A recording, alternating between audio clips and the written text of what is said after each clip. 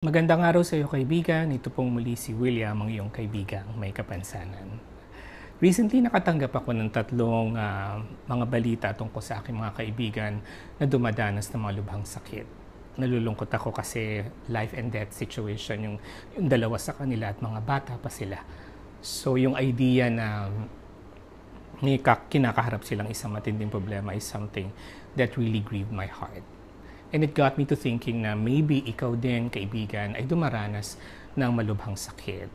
So ngayong episode na to, hindi payo ang ibibigay ko, kundi mga words of hope.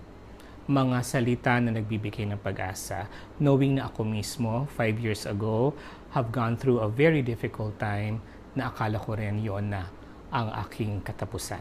Salamat sa Diyos dahil binigyan niya ako ng bagong pag-asa, kaya nandito ako ngayon, hoping to give you the same word of hope or words of hope that I myself went through.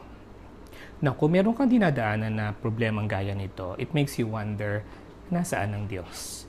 Why do bad things happen for good people? I wish I can answer that, but isang bagay ang pwede nating pangkapitan kung bakit nangyayari ang mga ito kahit hindi natin naiintindihan. God must have a very beautiful reason.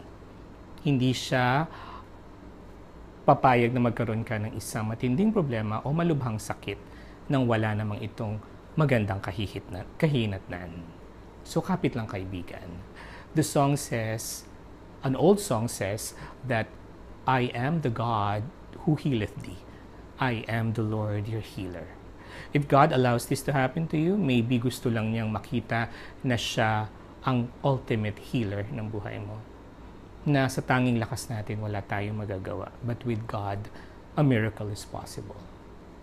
Maybe, importante rin na kapitan natin yung pag-asa na lahat ng ito ay merong mabuting kahinatan sa huli.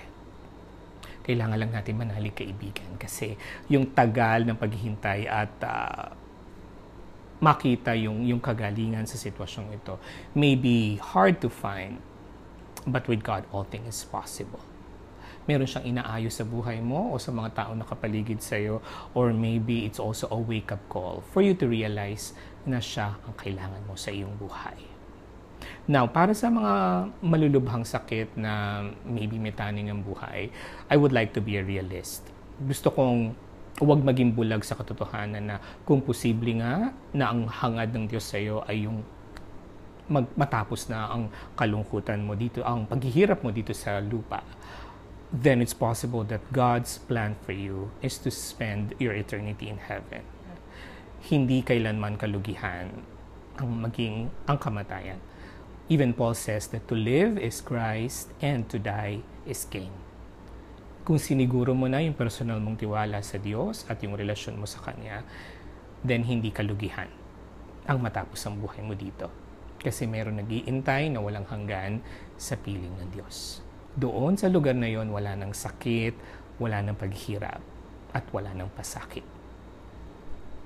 Pero mananalangin pa rin ako para sa iyo, kaibigan. Sana ito ay isang sitwasyon kung saan pwede kang gumaling at posible pa rin ang kalutasan kahit sa malubhang sitwasyong pinagdaraanan mo.